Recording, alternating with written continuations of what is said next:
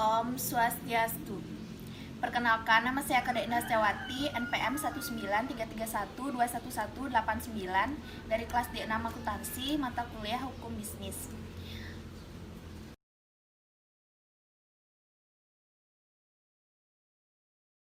Di sini saya akan membahas analisis jurnal hukum bisnis mengenai apakah Delaware benar-benar membunuh hukum perusahaan, perlindungan memegang saham pada PT sebuah pos Corwin dunia.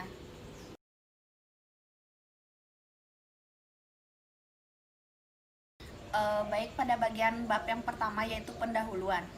Corwin v. KKR salah satu dari banyak kasus baru-baru ini yang bertujuan untuk mengurangi kesepakatan pajak dalam M dan A yang mewakili oleh litigasi tanpa dasar, dianggap sebagai salah satu yang paling banyak keputusan hukum perusahaan yang penting pada tahun 2000-an.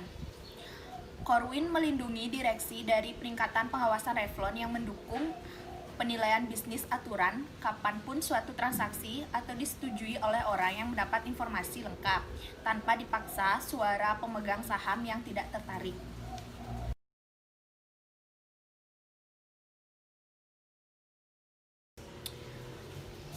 Bab yang kedua yang mengenai pembahasan. Di sini saya akan menganalisis mengenai mengajukan prasyarat kepada Corwin. Bagian yang pertama yaitu kurangnya informasi lengkap. Ada beberapa persetujuan hukum yang berpendapat bahwa Corwin sendiri yang memberikan untuk menantang pengungkapan yang diterima oleh pemegang saham. Faktanya, hukum kasus baru-baru ini membuktikan bahwa hakim sangat keras dan waspada dengan prasyarat informasi lengkap dan tidak untuk memberikan terdakwa izin pada tahap permohonan. Salah satu tema berulang selama beberapa tahun terakhir adalah pengadilan Delaware kurang lengkap mengungkapkan tentang insentif utama untuk menjual.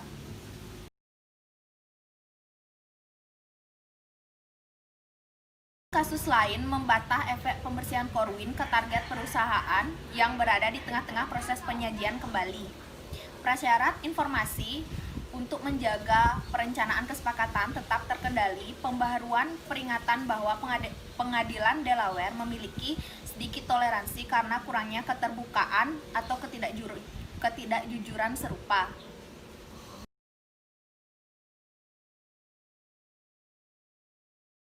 Baik, bagian yang kedua, tidak ada paksaan. Dalam perdagangannya, paksaan adalah kata yang umum digunakan yang tampaknya spesifik dan konkret bila digunakan dalam percakapan sehari-hari. Dalam hal itu, ia menyimpulkan untuk paksaan memiliki banyak arti untuk tujuan analisis hukum. Perlu dalam setiap kasus bahwa suatu penilaian dilampirkan pada konsep.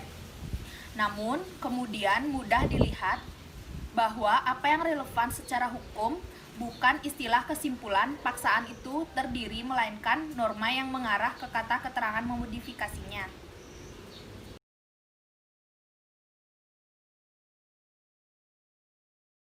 Yang pasti, paksaan telah menjadi karakter yang berulang di hukum perusahaan Delaware cukup lama. Paksaan juga merupakan topik penting dalam konteks sikap permusuhan, di mana direksi memenuhi standar Unicol dan mungkin mengadopsi pertahanan terhadap tawaran yang bersifat memaksa. Tidak mengherankan pengadilan Delaware belum mengadopsi definisi kesatuan tentang cion, tetapi agak lebih selektif menerapkan bahasa yang mendahului itu sesuai kesepakatan yang ada.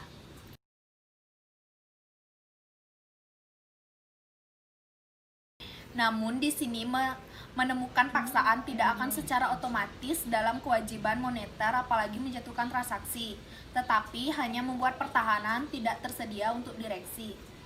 Hakim bisa memperluas ruang lingkup paksaan tanpa terlalu keras dampak pada aktivitas kesepakatan, karena hasil akhirnya akan menjadi kembali ke Revlon, yang merupakan hukum selama hampir 30 tahun.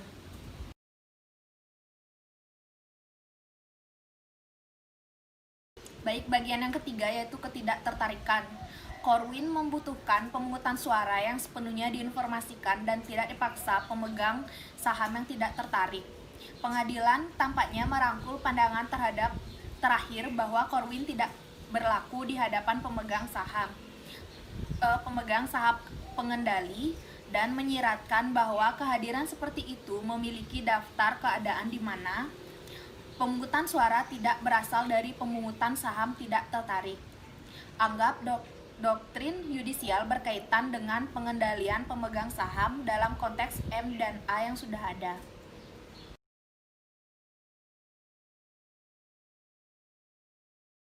Menariknya, orang yang dapat berargumen bahwa jika tujuan untuk memiliki prasyarat dan persetujuan pemegang saham di tempat pertama adalah mengekang arah masalah agensi yang insentif dan manajer mungkin memiliki periode terakhir, kemudian membiarkan agen-agen yang sama memilih dan berada dalam posisi yang mempengaruhi nasib kesepakatan itu bertentangan dengan tujuan semacam itu.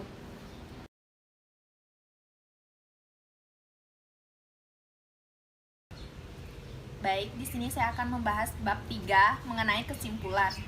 Secara keseluruhan, Corwin dapat dipandang sebagai peradilan Delaware yang akhirnya menetapkan standar yang berbeda untuk satu penawaran bidder yang tidak ada alternatif yang pernah diberikan kepada pemegang saham.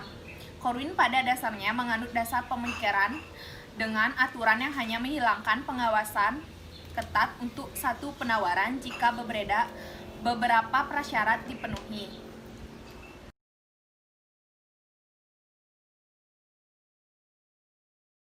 Kegelisahan peradilan untuk menembak satu penawaran adalah bisa dimengerti. Hakim diminta untuk membuat ekspos kegigihan negara dalam suatu transaksi yang telah disetujui oleh para pemegang saham.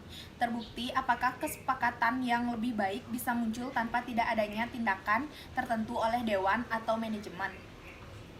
Baik, sekian dari saya. Jika ada kesalahan kata, saya mohon maaf. Akhir kata saya ucapkan Om Santi Santi Santi Om.